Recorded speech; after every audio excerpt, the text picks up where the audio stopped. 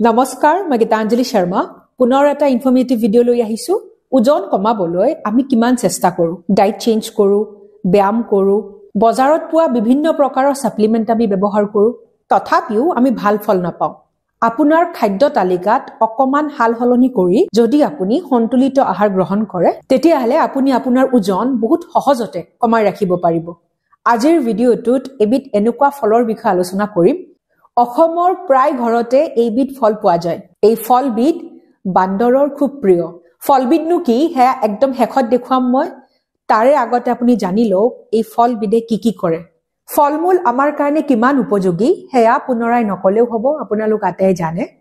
আজিৰ এই ফলবিধ ইমান সোৱাদ আৰু লগতে এই ফলবিধত আছে বিভিন্ন প্ৰকাৰৰ ভিটামিনছ এণ্ড মিনাৰেলছ এই ফলবিধত প্ৰচুৰ মাত্ৰাত ফাইবাৰ পোৱা যায় যি আপোনালোকৰ মেটাবলিজম ইমপ্ৰুভ কৰিব আৰু লগতে আপোনালোকৰ ফেট লছত সহায় কৰিব যেহেতু এই ফলবিধত প্ৰচুৰ মাত্ৰাত ফাইবাৰ থাকে এই ফলবিধ খোৱাৰ পিছত আপোনাৰ বহুত সময়লৈকে পেটটো ভৰি থাকিব ভোক নালাগিব আৰু আপুনি অইন খাদ্য খোৱাৰ পৰা বিৰত থাকিব এইবিধ ফলত পপেইন নামৰ এবিধ এনজাইম পোৱা যায় যি আপোনালোকৰ হজম শক্তি বঢ়াব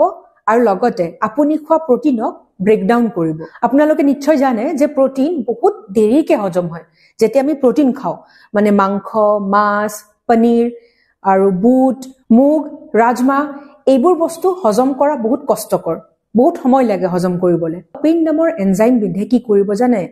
এই যে প্ৰটিন আছে তাক ব্ৰেকডাউন কৰে মানে সৰু সৰু টুকুৰাত পৰিণত কৰে প্ৰটিনক আকৌ ভাঙে মানে সহজকৈ বুজাই দিছো প্ৰটিন যেহেতু আমাৰ কাৰণে হজম কৰাৰ কাৰণে কষ্টকৰ এই পপেইন নামৰ এনজাইম বিধে প্ৰটিনক হজম কৰাত সহায় কৰিব এই ফলবিধত আছে প্ৰচুৰ পৰিমাণত vitamin A vitamin C calcium magnesium potassium and folate ইমানবোৰ ভিটামিন এণ্ড মিনাৰেলছ তেতিয়ালে ভাবক এই ফলবিধ আমাৰ কাৰণে কিমান পুষ্টিকৰ এটা healthy lifestyle healthy food and exercise মানে স্বাস্থ্যকৰ জীৱনশৈলী স্বাস্থ্যকৰ খাদ্য আৰু ব্যায়াম এই বস্তু কেইটাই আপোনাক শাৰীৰিক সন্তুলন বনাই ৰখাত সহায় কৰিব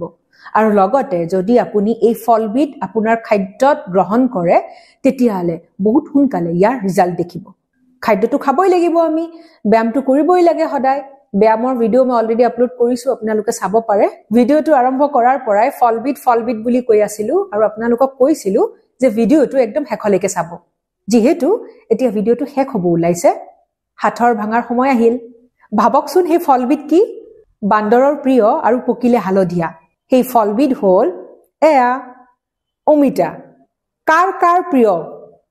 পকা অমিতা কোনে কোনে ভাল পায় অমিতাৰ ইমান গুণাগুণ হেয়া অলৰেডি মই উল্লেখ কৰিছো অমিতা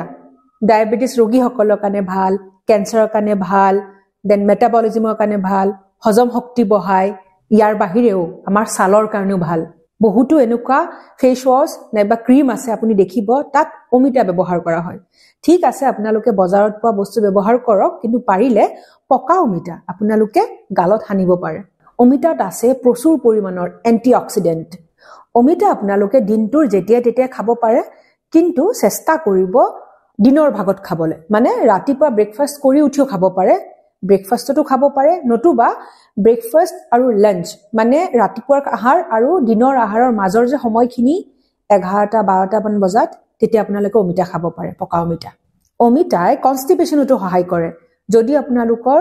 ভালকে শৌচ ক্লিয়াৰ নহয় পেট সাফা নহয় তেতিয়াহলে যদি আপোনালোকে সদায় ৰাতিপুৱা অমিতা খাব পাৰে তেতিয়াহলে পুৰা পেট সাফা হৈ যাব আপোনালোকে সদায় দুটুকুৰা পকা অমিতা খাব পাৰে এতিয়া মই পকা অমিতা খাম আপোনালোকেও খাও যদি ঘৰতে আছে তেন্তেটো কথাই নাই যদি ঘৰত নাই বজাৰৰ পৰা কিনি হলেও খাও তেন্তে আজিলৈ আহিছো এটা নতুন ভিডিঅ লৈ আপোনালোকৰ মাজলৈ পুনৰ আহিম stay happy and stay healthy love you all